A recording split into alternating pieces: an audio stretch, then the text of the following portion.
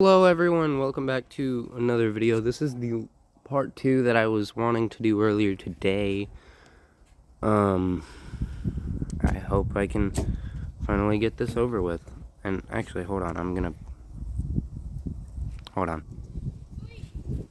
Okay, so y'all, I was uploading the first video. Oh, advertisements, ew. Alright, so, first off, we're going to be pretending to play as the Roman Republic. We got Perugia to our north and Naples to our south. Both capitals are right there, so if we just get to the capitals of each of those countries, they should... Oh, wrong country. They should surrender in no time. There we go. And that's already almost all of the Italian peninsula united. The nations look upon the Roman Empire, or the Roman Republic, as crazy, and that they should cease to exist. So a coalition is formed. The Holy German Empire, the Holy French Empire, and the Hungarian Empire form an alliance to prevent Roman expansion. Yugoslavia later joins the coalition. The Holy German Empire starts its expansion as well, though, as it seems not many people are fond of this decision because of, well, obviously. Not very many nations are fond of this decision because they literally just created a coalition against the Roman Republic for expansion, and here they are expanding. People back here don't like hypocrites. So, what happens next is the Hungarian Empire begins expansion. But the Holy French Empire cannot expand unless it uses its navy. Its main naval ports would normally be in the Brittany territory, so the Holy French Empire declares war, taking a single province, and peace is sued for. Well, Brittany sues for peace. God, I cannot talk. Alright, so, because of that, France was like, wow. We didn't want a peace that quickly, but yes, we had to. The Empire of Andorra, to the south of France, though, is gaining a lot of power militarily and economically with the very early begin of the Industrial Revolution. I'm just kidding. No, I'm not going that far, that quick. But the Empire of Andorra has some of modern-day France's great naval ports. Therefore, they begin colonization.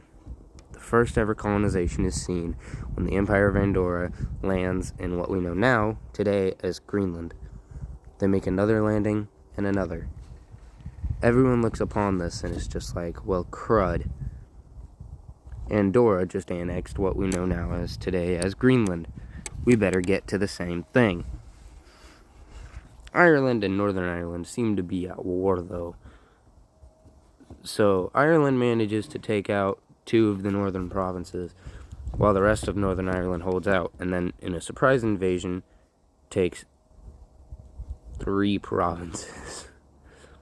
The Irish cut them off, put a naval blockade around them, and starve them, and then take the land back. So now Northern Ireland and Ireland are at peace, and yeah, that's how that happened. Next, Scotland and England are very, very not liking each other right now. And Wales was like, hey, if y'all fight, I'm going to join the war as a third-party state. And Scotland was like, can't get to me anyway, you don't have much of a navy. So Scotland attacks Doncaster and Preston, while England takes Scotland's new capital, since they've been a country, Newcastle, and then takes Edinburgh, Forfar, and finally Fort William. With the English Great Navy, Scotland surrenders, and Wales declares war, only taking 5 provinces before their surrender because of the English army's might. The Welsh capital falls, and they surrender to the English. But the English doesn't want to stay England. They want to become the United Kingdom.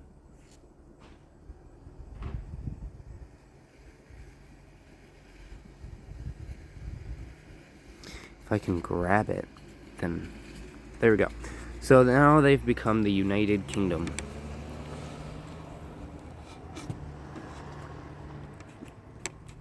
And they look at the history of another Earth, which happens to be this Earth, and they begin colonization, as the Andorrans did.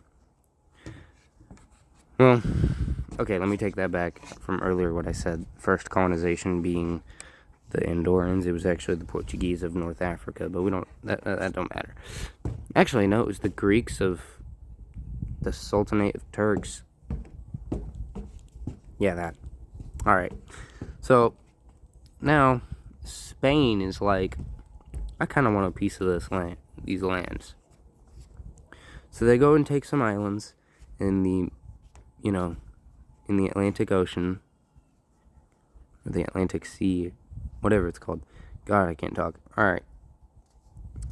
And because of this, because of them taking some islands, France is like, hey, Spain, quit. Spain's just like, no, what are you gonna do? Andorra is like, hey, both of you knock it off before I kill both of you off. And Spain and France are like, you know what, let's ally this once just to get rid of Andorra, because Andorra's a pain in the butt. So they agree, and they declare war. Andorra, though, with their most recent expansion in colonies, because they managed to annex modern-day Liberia. I don't know the exact pronunciation for the name of that country. Yeah. Mauritania. Pretty sure that's Togo. By the way, I'm calling them by their modern-day territory names. And final one that they're gonna annex will be that country.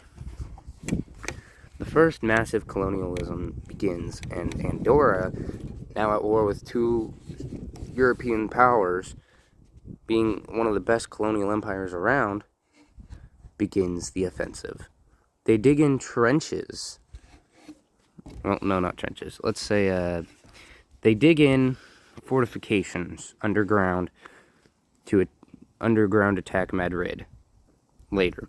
But they also build defenses with walls and archer towers while they begin the offensive on the French.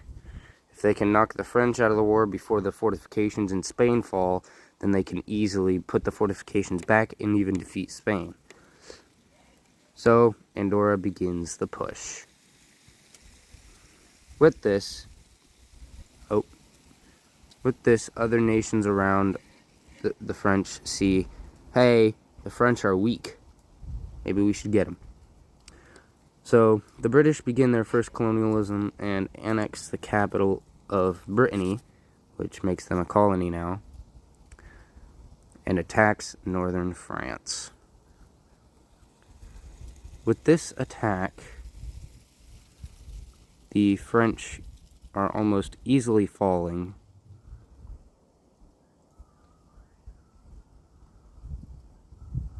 And all of northern France falls.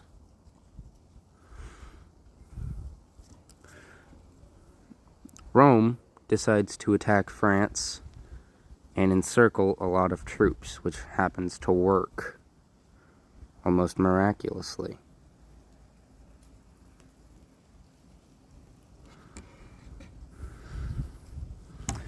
And then the peace treaty. So for the peace treaty, a nation called Monaco becomes a buffer state between the two Andorran and Roman empires. The rest of France falls to Andorra, and the Andorrans begin preparing for the offensive on Spain. I'll have to make a part 3. Good day to you all.